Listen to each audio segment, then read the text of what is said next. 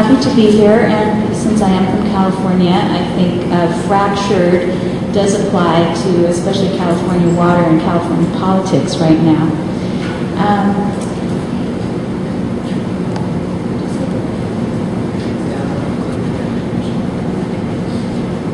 So I'm going to talk about two things today. One is to give you an overview of the Water Resources Center archives, and the other is to talk about a water data project that I worked on last year. So the Water Resources Center archives was established in 1958. We've always been on the Berkeley campus, and I like to refer to it as California's Water Library. We are a hybrid because we're both a library with published material, and we are an archive that collects archival material. We have about 200,000 technical reports on all aspects of water, and I say in California and the West, but actually we cover the U.S. and also international water issues. And our mission is to collect unique, hard-to-find information on water and also on data. As the library, we have our published materials are cataloged and accessible in OCLC, Melville, and the UC Berkeley system, OSCE-CAT, and our finding aids are available on the Online Archive of California. And we have typical library services, circulation, interlibrary loan. We provide reference services, and we have a website that has all kinds of interesting information on it. We also maintain 3 e-scholarship repositories. This is, e-scholarship was developed by the California Digital Library, and it's open source, and it provides full text content. And so the e-scholarship repositories that we have to do with water. We also have a lecture series. We just finished our 10th year, the California Colloquium on Water. We bring scholars of distinction to the campus and have 4 lectures each semester, each fall and spring. And it's an interdisciplinary water series. So the people that we invite to the campus talk about water from all different perspectives, not just engineering or law. We started the Clearinghouse for Dam Removal Information, and that we worked with the California State Fish and Game, and dam removal, they wanted a neutral site where they could host a digital repository, and we pitched the idea to them that the water archives would be the right place for it. And so we started this repository around 7 years ago. And the idea was to get people to submit their own digital documents and be able to search the system. And it kind of works, except that nobody wants to submit their own documents. You know, they just don't have time. So we were lucky enough to hire a grad student who does that for us. She receives the documents, and then she also does outreach. We've also worked on some grant projects. Dennis Underwood, Colorado River Collection. Dennis was deputy of the U.S. Bureau of Reclamation and also ended his career working for the Metropolitan Water District. And so we got a grant from the Bureau and the district to start this special collection. We also recently completed a grant project working on an NEH grant entitled Origins of Western Water, and we were able to hire an archivist, and we worked with 5 other partners from Gwilla, and we were able to add about 500 digital objects to the Western Waters Digital Library, and also to organize some collections. I'm going to skip the others. Right now we're using Content DM to harvest and preserve and make accessible documents that are born digital. And we're also hoping to work with some state agencies in California to use that tool to create special collections for them. The idea would be that we could catalog documents that are in digital format and then also scan older historic print documents and and catalog those and upload those to OCLC, Melville, etc. And then at the same time create a special collection for the agencies. For instance, could be a salinity and drainage collection, so that if the agencies wanted to just search the material that was pertinent to them, they could go straight to the salinity drainage collection and search it and have full text access to their material. We're also using the web archiving service that was developed by the California Digital Library. This also is a preservation tool. What we've done is we've established 2 WAS collections, the California Water Agency collection and the Sacramento-San Joaquin Delta collection. And what you do is you go out and you find the URLs, make them part of this collection, and they have a robot or whatever that goes to the URLs that you've designated, and it routinely goes and gets the new content, and somehow, I don't understand how it does it. It saves the old content and also brings in the new content, and all the links are active. So, and it also has the search mechanism. So with the California Water Agency collection, if you want to find out which water districts in California have urban management plans or groundwater management plans online, you can do a simple search and all of the links come up. It's a great tool. So, now that I've told you about the water archives, I want to tell you that we are moving to the UC Riverside campus. This move is going to happen in January. The physical move will happen in January. Right now we are preparing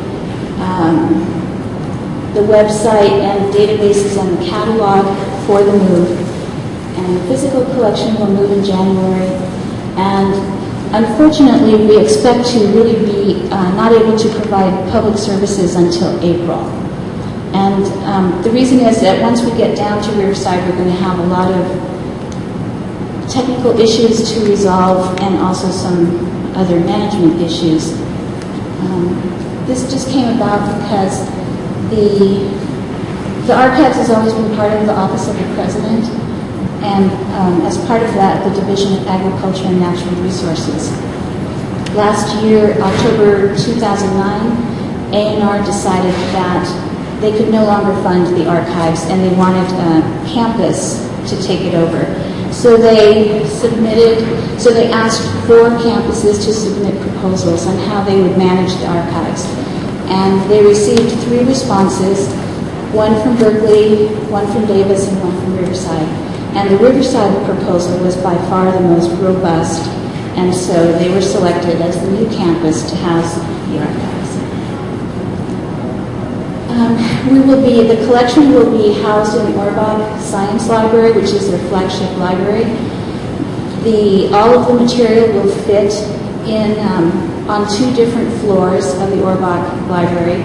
The circulating collection and reference will be on the main floor near the reference area that currently exists, and the manuscript materials and the non-circulating published materials will be in a locked area down, 1 floor down, and people will be able to view the materials in the map room. They also have developed a collaborative agreement with CSU San Bernardino to develop a statewide network to share the resources more broadly. So those are some of the administrative issues that we need to work out, and I think that'll be an interesting project. And I think Riverside has every intent to continue the program of the Water Archives, so we will continue collecting, and they probably will restart the lecture series, and I think we will maintain all of the databases and other things that we currently have on our website. And also there's an interest in developing more digital resources. And so I couldn't resist. I have to show you a few photos.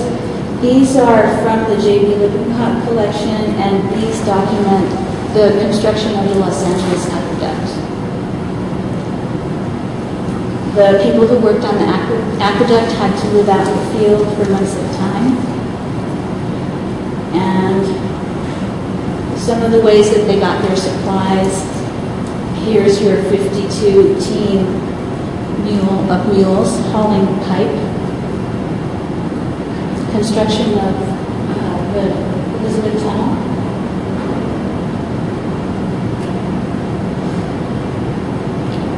Photos. The pipeline.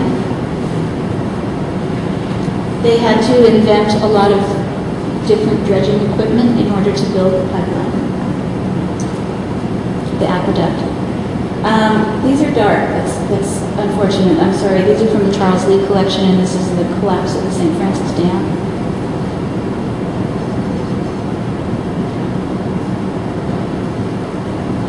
I hope you can see them. Actually, they look pretty dark from here.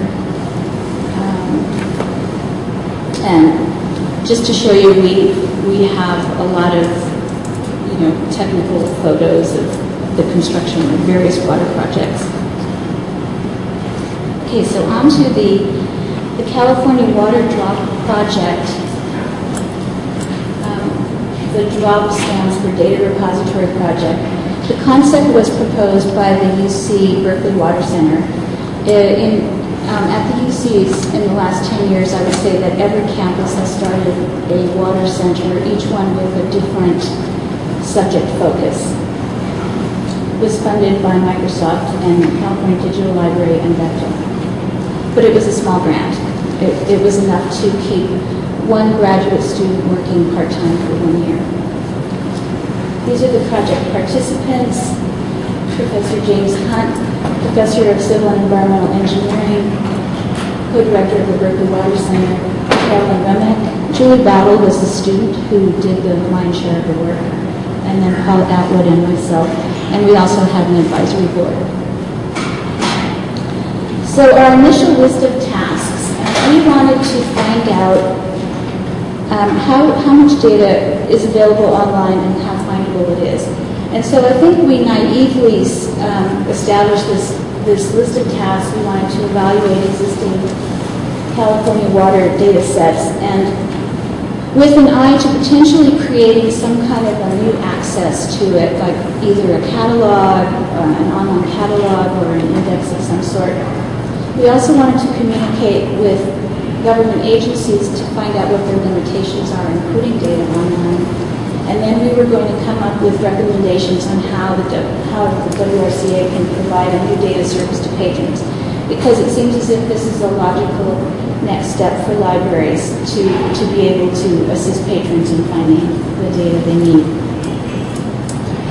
So we started by identifying what data is out there, and there's a lot, and it's very complex.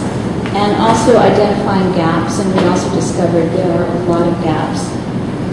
And wanted to find out what do people want and need.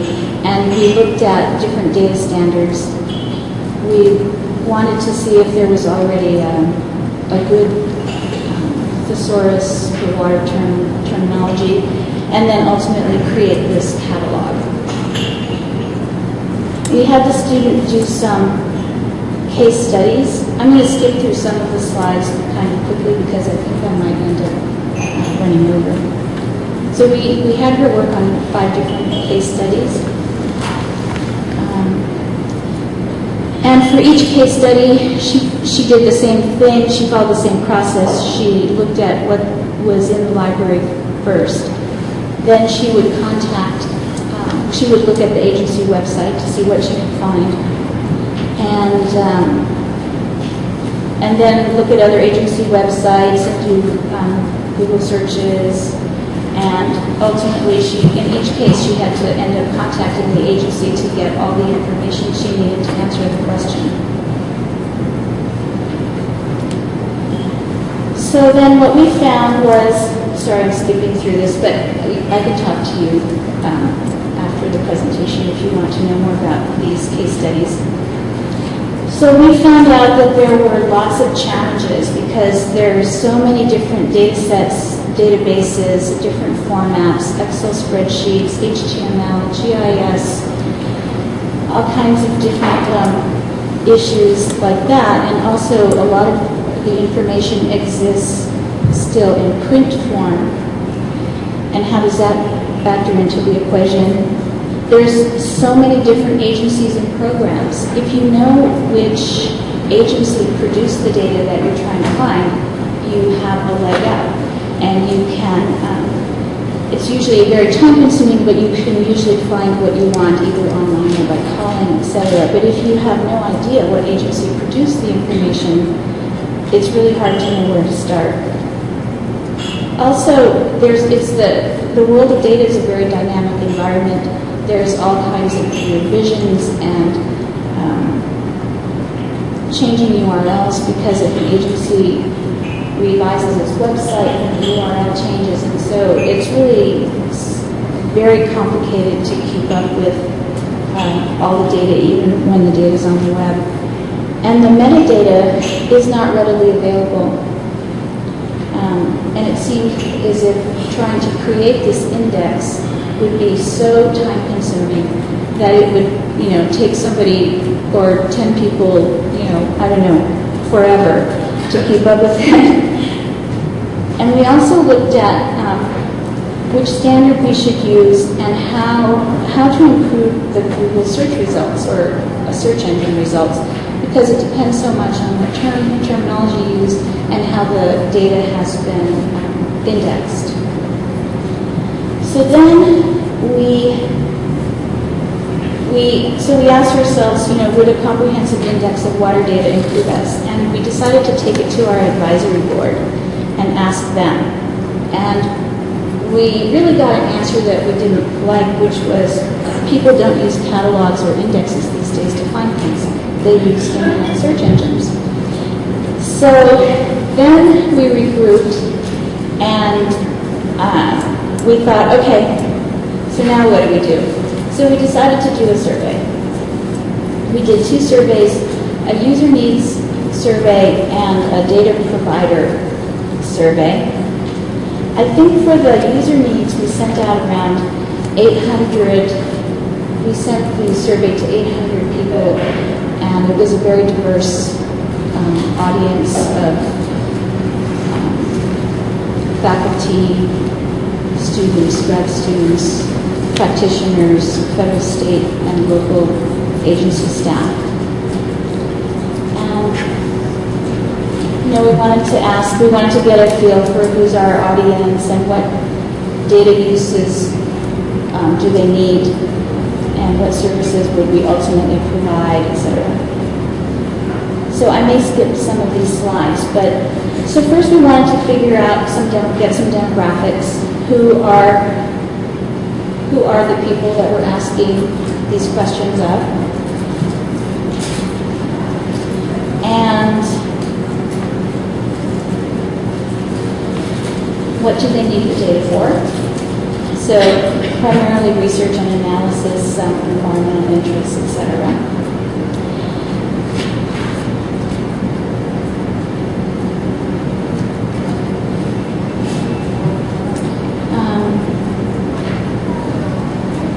We also asked them what kind of data they need. Do they find it within their own organization, or do they need to go outside of their organization to find the data they need?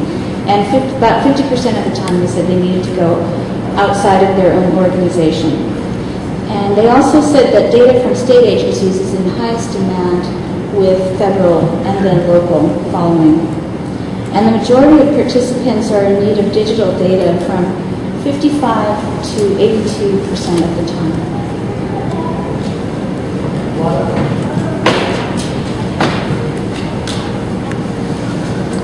What kind of data do they want? They want information about watersheds and groundwater. I was surprised that drinking water quality is lower, but that's probably because it's accessible. The same with stream flow, because of the USGS. We just heard a presentation on that. But watersheds and ground basins, that seemed to be a theme that came up over and over. And when we asked them how important is it that the data are findable and accessible online, 75%, and then how important are in usable digital form, extremely important, 66.7% time.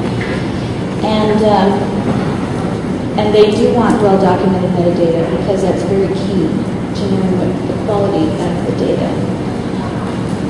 And they are interested in data that are available online. So this corroborated, well, in a way it did and it didn't. I thought that historical data that isn't online would be of more interest, but it turned out. And that they are most interested in data collected in the last year, which I also found to be very important, versus older data collected prior to 2000.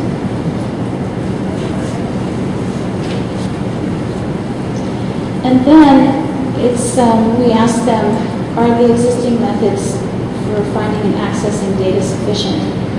And it really turns out that they're not very happy, or they're not very successful.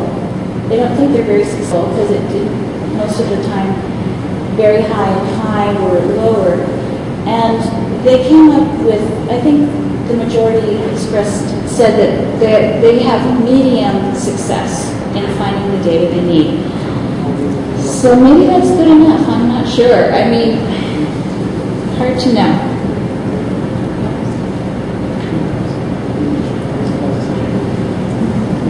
But they still say they're extremely interested in making online data more findable and making offline data more findable. There were some questions that we asked them about, for instance, archiving, at the bottom here, archiving and hosting data upon request. We had some ideas that we put forward. One of them was that if there was a place to archive data and you could just submit it to us, would you be interested in that? That didn't seem to be of great interest. The third item here, connecting users to hard-to-find data by request. That was kind of a reference model. We thought, well, maybe the people who needed to find data could call us and we could find it for them and then get back to them and let them know where it was. And the same with the number 4, archiving, hosting data in danger of being lost.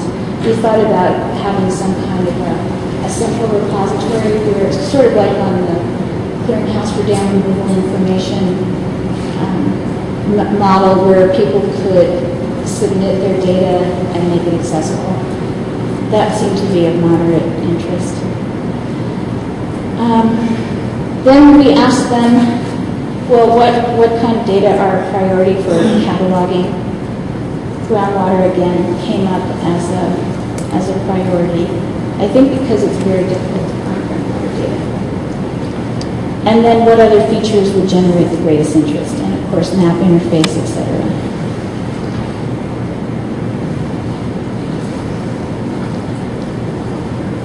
So I think we kind of ended up with a mixed bag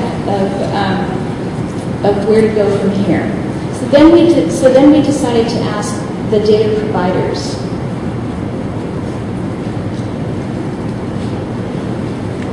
And we sent out an invitation to around 50 people from various agencies, federal and state and local. These are the group. And I think we interviewed around 20 people. And these are what they told us.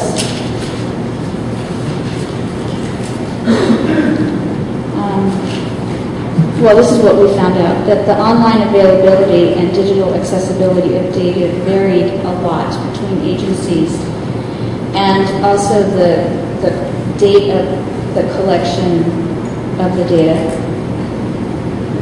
varied. And this was heartening, though. It said most participating agencies do have plans to make their offline data available online and to migrate their data that's in older format to current formats.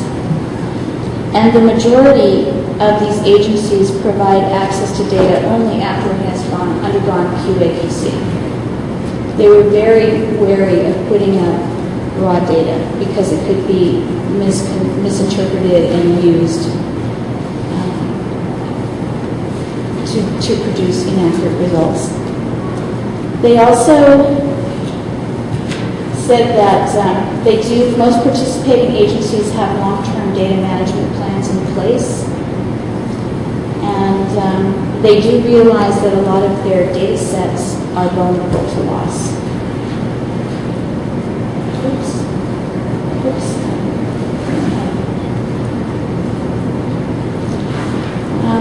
We asked what services we could provide, and there were a lot of different responses. They would like guidance on database design and also generating metadata. They would like advice on establishing good metadata to apply to the data. And they'd like support with GIS development, training, and developing statewide standards in a metadata catalog of water data. They were concerned about confidential data and making sure that was not made available, and using or referencing the main data source so that everyone would know where the data came from. They were interested in making sure that multiple copies of data sets, so let's say data that was collected on one day and then another day would be in sync, so that you would always know the reliability of the data. And they thought that the lack of data exchange standards was a huge area of concern. So they gave us some general suggestions. One was don't try to be a one-stop shop for California water data, which I had thought would be a good idea. Discover and provide assistance when key data sets are being lost or not archived. Find discrete areas to focus on, and I think we decided that probably groundwater would be a good area. And last, they did think that creating a catalog of existing California water data might be good. So these were their specific suggestions, which have to do with hydrology. And maybe for the librarians in the audience, that this is somewhere where we could make an impact is write up best practices documents and post on the website, and work with state agencies to make their data more accessible to search engines, and figure out a way to use a web archiving service or some other service to preserve data, and also figure out a way to make historic data more accessible.